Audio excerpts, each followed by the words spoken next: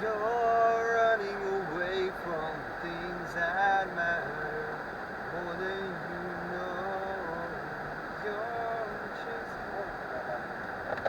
Your son says you stole this from us, you ruined us, an absolute litany of my crime, and now you're going to pay us back. And I remember thinking, stop, remember that this guy has the stamp of nobility on him too. It's just I can't see it at the moment, and I've got no right to do him over. He's like me, he's a mixture of good and bad. But let's tease this out. This incredible writer who eventually was freed, found his way to America.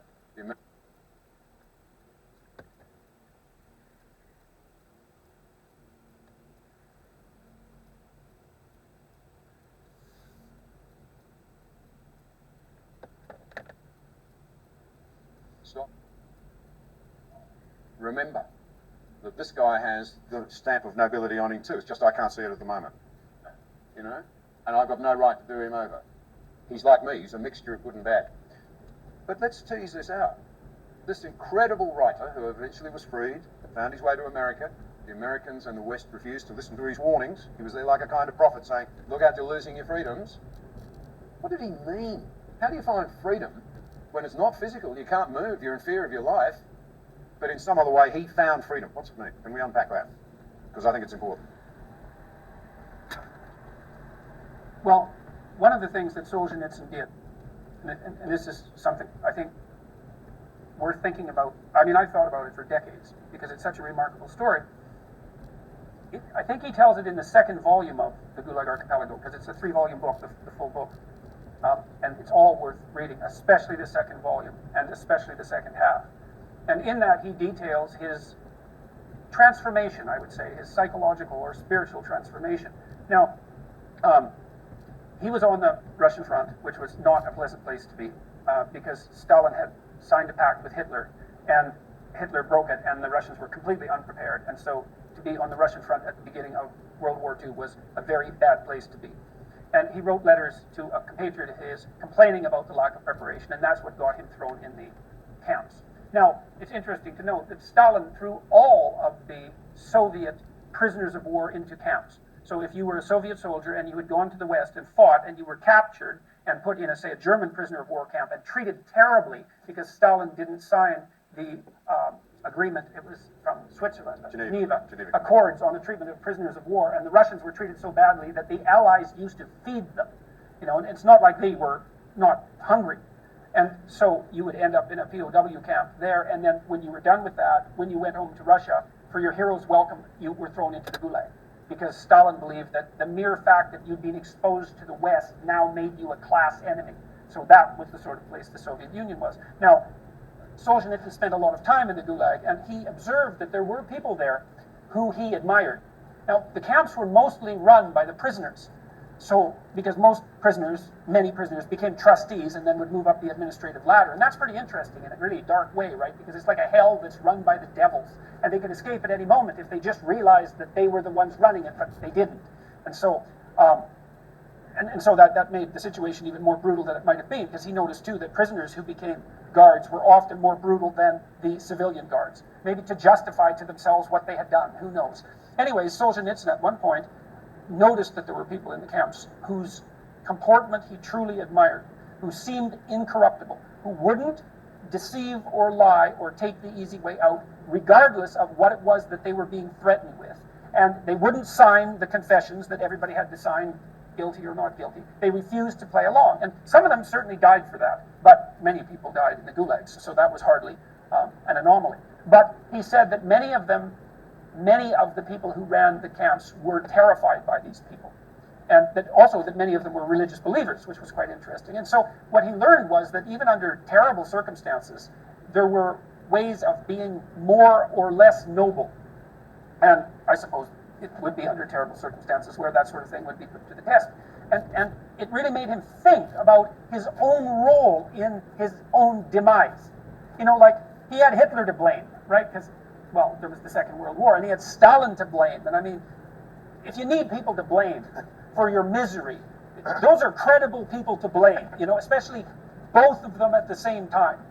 And yet he started to consider, what did I do in my own life that increased the probability that I ended up here. As a citizen, for example, who was responsible for the way that the country operated. Because, like in East Germany, 1/3 of the people in East Germany were informers. And everybody in the Soviet system lied about everything to everyone all the time, which is, of course, what you would do if 1 in 3 people were informers, because that would be like 2 people in your family. And so the whole system was set up and maintained because everyone lied. You think, well, if I stop lying, I'm done for. It's like, yeah, fair enough, man, but if you keep lying, and so does everyone else, you're also done for, and so is everyone else. So that doesn't seem to be much of an option. And Solzhenitsyn noted that there were people, even under these extreme circumstances, that would tell the truth. And he decided that he would go over his life with a fine-tooth comb. He had nothing but time to think about every time he had acted in some manner in his life that transgressed against his own conscience, right? Where he did something he knew to be wrong, and then to see if he could figure out how to set it right. Turn left then. onto Main Street. Now, obviously, he couldn't necessarily apologize to the people against who he had transgressed, right? Sometimes you have to pay for something you did in a currency other than that which you took. And his determination was to chronicle his experiences in as truthful a manner as possible, which was basically impossible. It wasn't like he had paper and pencil and time to write and privacy. Had his notebooks ever been discovered, well, he would have been in serious trouble and they would have been destroyed. In fact, when he got out, he had 2 copies of the full manuscript, each out to a different typist. Secretly, the KGB got a hold of one, destroyed it, and the typist committed suicide. So he basically memorized the book. At the stop sign, turn left onto Main pages Street. long of 8-point type. Like it's one remarkable work. It's one long scream of truthful outrage, and that came out of his decision to set himself right. And then it was, as John said, it was smuggled into the West, where it had a walloping impact. It completely demolished, at least for a long while, the moral credibility In 3/4 of a mile, turn left onto New Templeton Road. 1972 on, if you knew about the existence of the Gulag Archipelago, you didn't get to say anything good about communism. And that lasted for a long time. It even convinced French intellectuals that there was something wrong with communism. And there's no doubt that it was one of the historical events that caused the Soviet Union to collapse. And that was a good thing. And it collapsed relatively peacefully, all things considered. No thermonuclear war. Yugoslavia was no picnic. And, but for the demise of one of the most evil empires that ever existed, it was pretty damn smooth. And certainly the world's been in way better shape, especially Africa, since the Soviet Union has disappeared. Because the African economies are booming like mad now, and it's partly because they aren't doing things that are insanely foolish under the guidance of communist direction. And so Solzhenitsyn decided, under these conditions of absolute powerlessness and privation, right, to put himself together and to say what he had to say. And that was enough to knock over the Soviet Union. It wasn't all that knocked it over, but it wasn't nothing. It sold 35 million copies. It's arguably the most influential nonfiction book. Turn left onto New Templeton Road. It's unbelievably powerful. You think, well, what power do you have if you're willing to tell the truth? It's not easy to tell the truth. It's complicated. You have to take yourself into account, right, over the long run. You have to take your family into account. You have to take your society into account. You have to think it through. You have to think strategically. In And then you have to 3.4 find your miles, words, and that's turn hard left to onto find your Cross words Road. because you tend to use other people's words, or ideological words, or words that mask or hide. It's not easy to find your own words. But if you find your own words, and they're truthful words, there isn't anything that can stop them. You think, well, do you believe that? Well, let's go back to the sovereign idea. Are you sovereign citizens or not? Well, if you are, well, why is that? Well, it's because you have a certain faculty, a certain power. Well, what do you have? You have the power of your convictions and your truth and your ability to communicate. And that's what's supposed to set the state straight. Okay, so you have that. It's like, well, then, maybe it's truth that you're pursuing and seeking if you have any sense. And what's truth? Well, truth is the best reflection you can manage of reality. Imperfect, because you're imperfect, but it's the best you've got. It's like, what's going to be better for you than to have reality on your side? And what's going to stand in your way if you have reality on your side? Lies? I don't think so.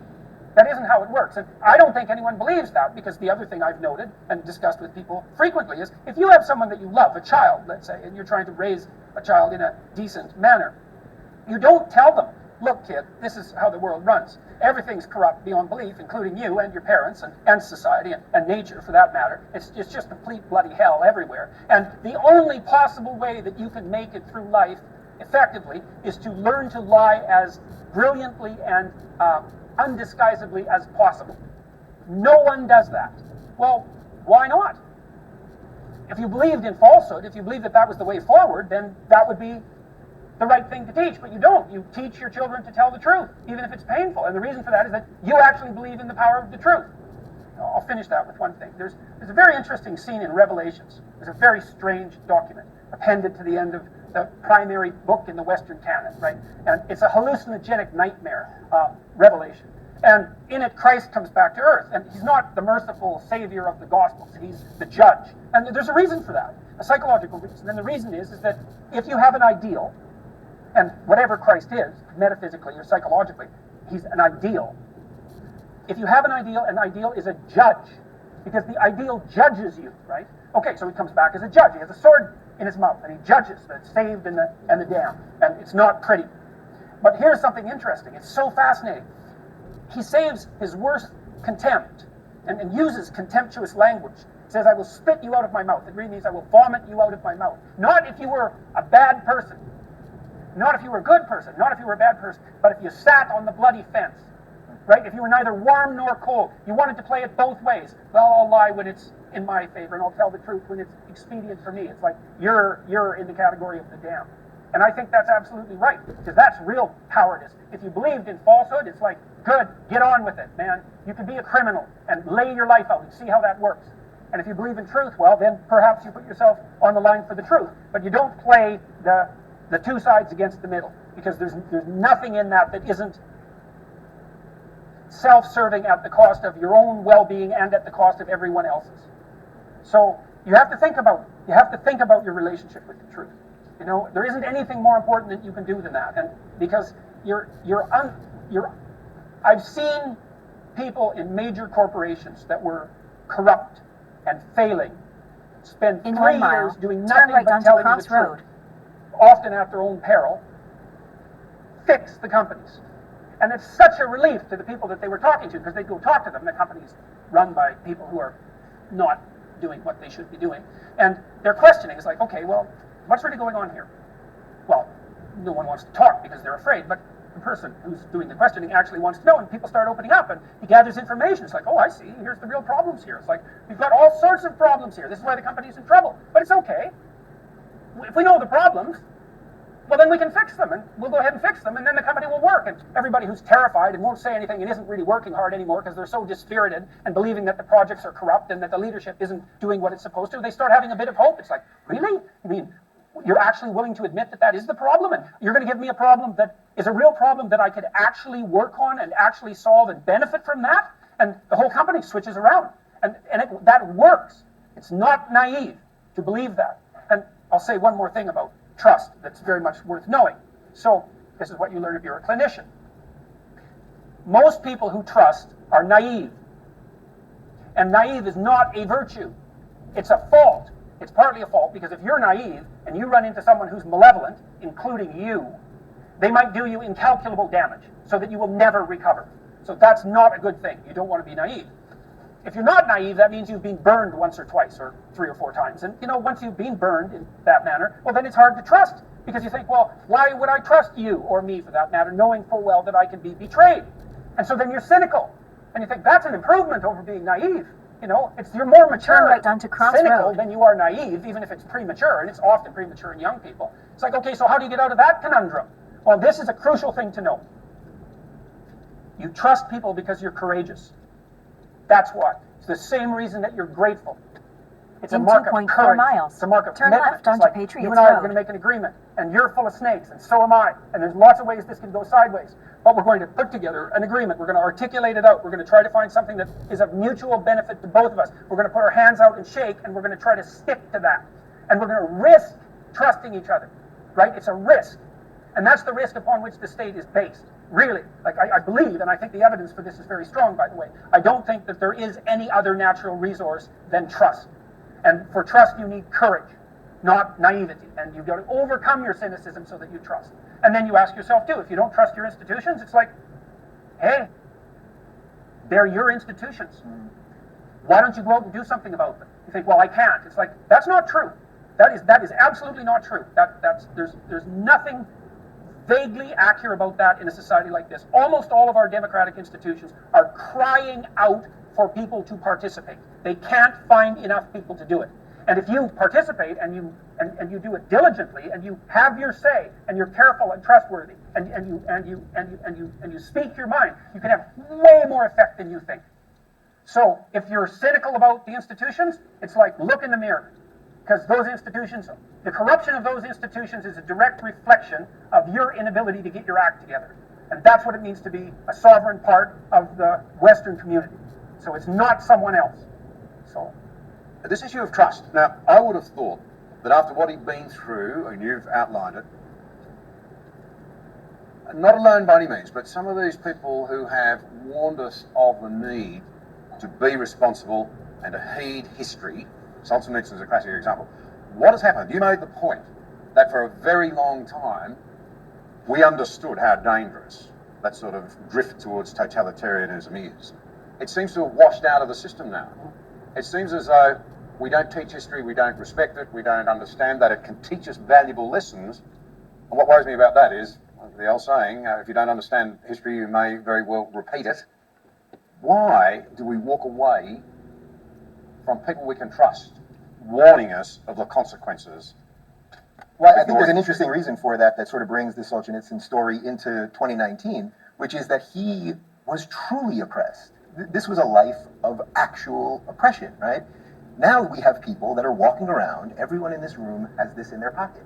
And if you have this in your pocket... Turned off, I hope. Yeah, hopefully turned off. But if you have this thing in your pocket and you think you're oppressed, you're very confused. We live in a time with such absurd freedoms in the West that are so beyond imagination of what people could only dream of 2 generations ago, even 1 generation ago, especially with this, that people now have a perceived oppression instead of a real oppression. So one of the things that I find when I go to college campuses is that these kids will protest and they'll scream and that that everyone's all right and everyone's neo-Nazi and the rest of this.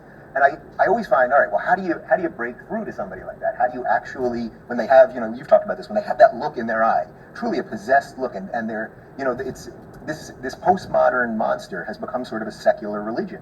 And I think that's also one of the reasons why Jordan's doing is resonating, because they've removed religion from the equation, and now they have no meaning, and they put it all into this really competing set of ideas, what we call the oppression Olympics, where they're constantly competing for oppression because they believe that victimhood is virtue, and victimhood, of course, is not virtue. What's virtuous is getting your life in order and going out and doing something. So I'm always looking for a little trick to get through to these kids, and it's really hard because when they have that sort of glossed over zombie look, it's tough. And I found one trick that actually kind of works if you can get it to them in the most simple, personal way. And this particularly works in the United States, and I have no doubt that it would work At the here in stop Australia sign, as well. turn I'll say to left them, onto Patriots anyone in Road, this room, then turn right into the parking lot.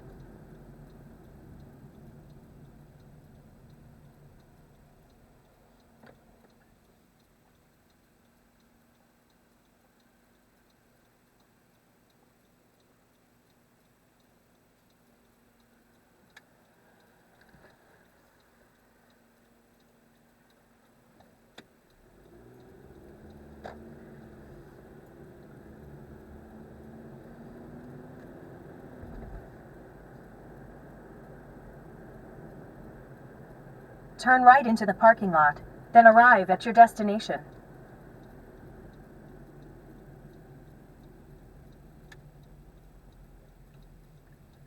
Arrived.